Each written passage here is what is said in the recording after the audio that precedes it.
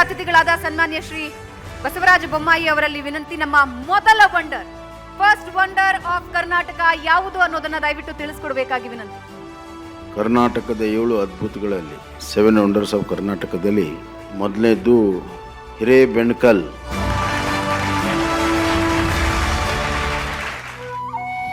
ಹಿರೇಬೆಣಕಲ್ ಶಿಲಾ ಸಮಾಧಿಗಳು ಬೃಹತ್ ಶಿಲಾಯುಗದ ಅದ್ಭುತ.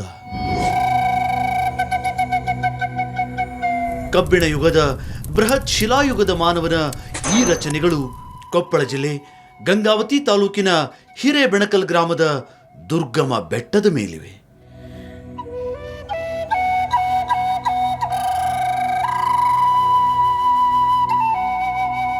ಈ ಕಬ್ಬಿಣ ಯುಗ ಅಂತ ಹೇಳಿದ್ರೆ ಮೊಟ್ಟ ಮೊದಲಿಗೆ ಮನುಷ್ಯ ಕಬ್ಬಿಣದ ಬಳಕೆಯನ್ನು ಕಂಡುಕೊಂಡಿರ್ತಕ್ಕಂಥದ್ದು. ಹಾಗಾಗಿ ಇದಕ್ಕೆ ಕಬ್ಬಿಣ ಯುಗ ಅಂತ ಕರೀತಾರೆ.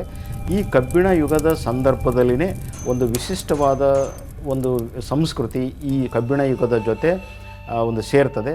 ಈ ಕಾಲದ ಆದಿಮಾನವರು ಬೃಹತ್ ಕಲ್ಲು ಚಪ್ಪಡಿಗಳಿಂದ ಶಿಲಾ ಸಮಾಧಿಗಳನ್ನು ನಿರ್ಮಾಣ ಮಾಡುವ ಒಂದು ಪರಂಪರೆಯನ್ನು ರೂಢಿಸ್ಕೊಳ್ತಾರೆ.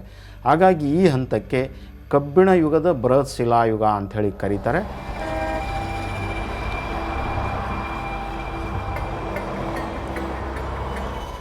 ಹಿರೇಬೆಣಕಲ್ ಬಂದು ಗಂಗಾವತಿಯಿಂದ ನಾವೇನು ಕೊಪ್ಪಳ ರಸ್ತೆಗೆ ಏನು ಹೊರಡ್ತೀವಲ್ಲ, ಆ ಕೊಪ್ಪಳ ರಸ್ತೆಯಲ್ಲಿ ಸುಮಾರು 10 ಕಿಲೋಮೀಟರ್ ದೂರದಲ್ಲಿ ಈ ಹಿರೇಬೆಣಕಲ್ ಅನ್ನುವಂಥ ಗ್ರಾಮ ಇದೆ. ಕೊಪ್ಪಳ ಮತ್ತು ಗಂಗಾವತಿ ರಸ್ತೆಯಲ್ಲಿ ಎಡಕ್ಕೆ ನಾವು ಹೊರಳಿದರೆ ಆ ಹಿರೇಬೆಣಕಲ್ ಅನ್ನುವಂಥ ಒಂದು ಗ್ರಾಮವನ್ನು ತಲುಪ್ತೇವೆ.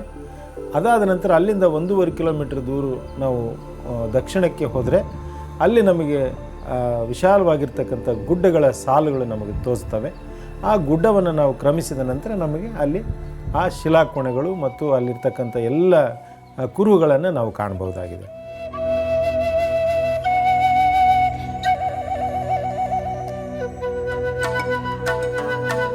ಸರ್, ನಮ್ಮಪ್ಪ ನಮ್ಮ ತಂದೆಯವ್ರು ನಮ್ಗೆ ಹೇಳ್ತಿದ್ರು ಸರ್, ಎಲ್ಲ ಮೋರ್ಯಾರ ಮನೆಗಳಪ್ಪ ಅಂತ ಹೇಳ್ತಿದ್ರು ಸರ್. ಅವರು ಎಲ್ಲ ಗಿಡ್ರಿದ್ರಂತೆ ಸರ, 3 ಫೂಟ್ ಇದ್ರಂತ. ಅವರು ಆದಿವೇಶರು ಇದ್ರಂತ. ಅವ್ರು ಆ ಕೆಲಸ ಕಲ್ಲು ಹೊಡೆಯೋದು, ಹಸೆ ಪ್ರಾಣಿ ಹೊಡ್ಕೊಂಡು ತಿನ್ನೋದು ಸರ. ಒಬ್ಬರೇ ಹೋಗಕ್ಕೆ ಭಾಳ ಹೆದರ್ತಾರೆ ಸರ್. ಅಲ್ಲಿ ಯಾರು ಅದನ್ನ ಹಗಲು ಹೊತ್ತಾಗಲಕ್ಕ ರಾತ್ರಿ ಹೊತ್ತಾಗಲಕ್ಕ ಒಬ್ಬರೇ ಹೋಗ್ಬೇಡ್ರಿ ಅಂತ ಹೇಳಿ ಸರ್. ನಮ್ಮ ತಂದೆಯರು ಅಲ್ಲಿ ಗುಡ್ದತ್ತು ಹೊಲ ಮಾಡ್ಯಾರ. ನಾನು 10 ವರ್ಷ ವಯಸ್ಸಿದ್ದಾಗ ಅಲ್ಲಿ ನಮ್ಮಪ್ಪನಿಂದ ನಾವು ಹೋಗಿದ್ವಿ. ಹೋದಾಗ ಅಮಾಸೆ ಉಣಿಗೆ ಅಲ್ಲಿ ಭಜನೆ ಮಾಡೋ ಶಬ್ದ ಇಲ್ಲಿ ಹೊಲ್ದಾಗ ಕೇಳ್ತತ್ತು.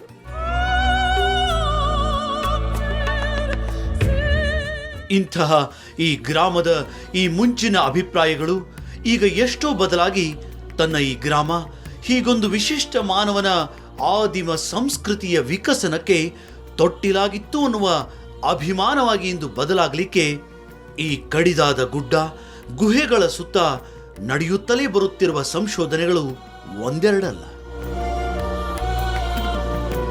ಹಿರೇಬೆಣಕಲ್ ಮತ್ತು ಅದರ ಸುತ್ತಮುತ್ತಲಿನ ಸಮಾಧಿಗಳನ್ನು ಮೊಟ್ಟ ಮೊದಲಿಗೆ ಬೆಳಕಿಗೆ ತಂದಿರತಕ್ಕಂಥವರು ಬ್ರಿಟಿಷ್ ಅಧಿಕಾರಿಗಳು, ಬ್ರಿಟಿಷ್ ಪುರಾತತ್ವ ಶಾಸ್ತ್ರಜ್ಞರು.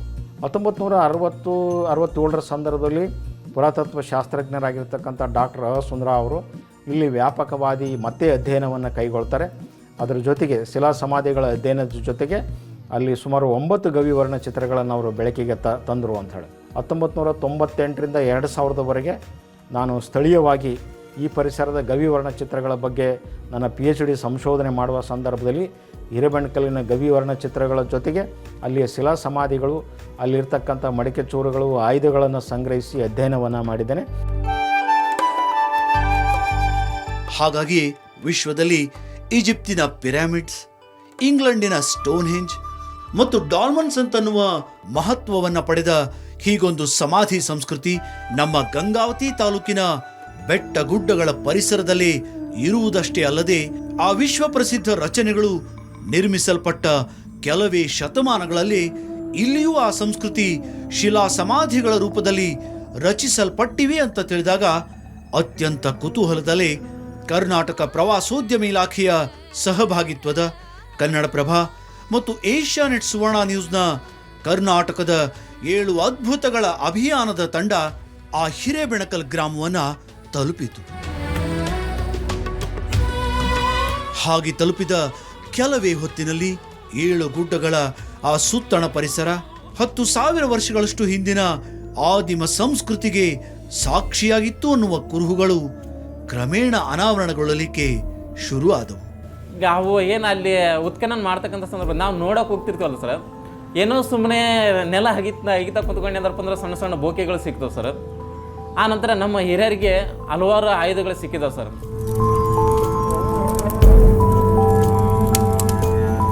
ಸರ್, ನಾನು ಚಿಕ್ಕವರಿದ್ದಾಗ 5-6ನೇ ತರಗತಿ ಇದ್ದಾಗ ನಮ್ಮ ಹೊಲದಲ್ಲಿ ಅಲ್ಲೇ ಎಲ್ಲ ಆಟ ಆಡ್ತಾ ಇದ್ವಿ. ಆಟ ಆಡಬೇಕಾದ್ರೆ ಒಂದು ಪ್ರದೇಶ, ಆ ಪ್ರದೇಶದಲ್ಲಿ ಮಳೆ ಆದರೆ ಭಾಳ ಚೆನ್ನಾಗಿ ನೋಡಲಿಕ್ಕೆ ಭಾಳ ರೋಮಾಂಚನಕರಾಗಿರ್ತಕ್ಕಂಥ ಪ್ರದೇಶ. ಅದು ರೌಂಡು ಗಡಿಗೆಗಳು ಕಾಣ್ತಾ ಇದ್ವು. ಅದು ಗಡಿಗೆ ಎಷ್ಟು ಗಾತ್ರ ಇದೆಯಲ್ಲ ಅಷ್ಟು ರೌಂಡು ಇಡೀ ಆ ಪ್ರದೇಶನೇ ಕಾಣ್ತಾ ಇತ್ತು ಮಳೆ ಬಂದಾಗ.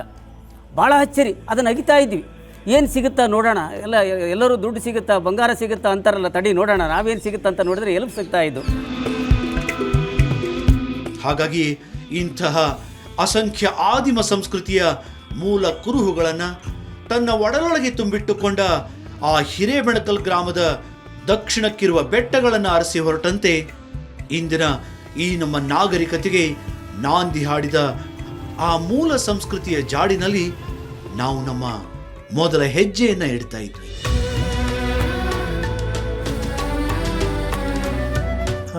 ನಾವು ಪ್ರಪ್ರಥಮವಾಗಿ ಆ ಗುಡ್ಡದ ಕೆಳಭಾಗದಲ್ಲಿ ಹೊರಡ್ತೇವೆ.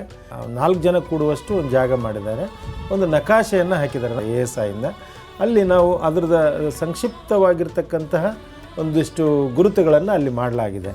ಅಲ್ಲಿಂದ ಒಂದು 45 ನಿಮಿಷ ನಾವು ದಾರಿಯನ್ನು ಕ್ರಮಿಸಿದರೆ ಆಗ ನಮಗೆ ಸಿಗುವುದೇ ಒಂದನೇ ಗವಿಯ ಕಲ್ಲಾಸರೆ ಚಿತ್ರ. ತುಂಬ ಏನಂದರೆ ಭಾಳ ವಿಶಿಷ್ಟವಾಗಿರ್ತಕ್ಕಂಥ ಅಲ್ಲಿ ಕಲ್ಲಾಸರೆ ಚಿತ್ರಗಳನ್ನು ನಾವು ಕಾಣ್ತೀವಿ. ಅದಕ್ಕಿಂತ ಮುಂಚಿತವಾಗಿ ನಾವು ಹತ್ತುತ್ತಾ ಹೋದಾಗ ಸ್ವಲ್ಪ ನಮಗೆ ದಾರಿ ದುರ್ಗಮ ಅನ್ನಿಸ್ತದೆ.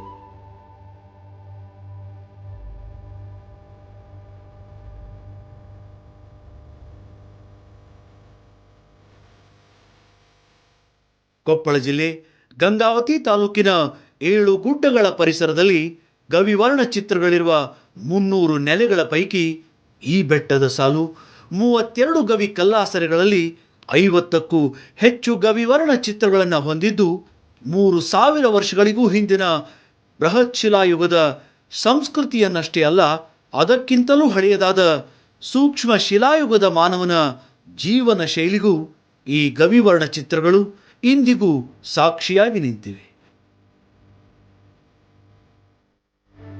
ಇದ್ರ ಬಗ್ಗೆ ಜಿಜ್ಞಾಸೆ ತುಂಬ ಇದೆ. ಈ ಚಿತ್ರಗಳನ್ನು ಯಾಕೆ ಮಾಡ್ತಾಯಿದ್ರು, ಇಷ್ಟು ಪ್ರಯತ್ನ ಪಟ್ಟು. ಕೆಲವರು ಅದು ಒಂದು ರೀತಿ ಪ್ರಾಣಿಗಳನ್ನು ಬೇಟೆಯಾಡೋದಕ್ಕೆ ಸುಲಭ ಆಗಲಿ ಅಂತ ಒಂಥರ ಮಾಂತ್ರಿಕ ಇದು ಅರ್ಥ ಇರುವಂಥ ಚಿತ್ರಗಳು ಅಂತ ಹೇಳ್ತಾರೆ. ಇದೆಲ್ಲ ನಮ್ಮ ಕಲ್ಪನೆ, ನಿಜವಾಗಿ ಏನು ಗೊತ್ತಿಲ್ಲ ನನಗೆ.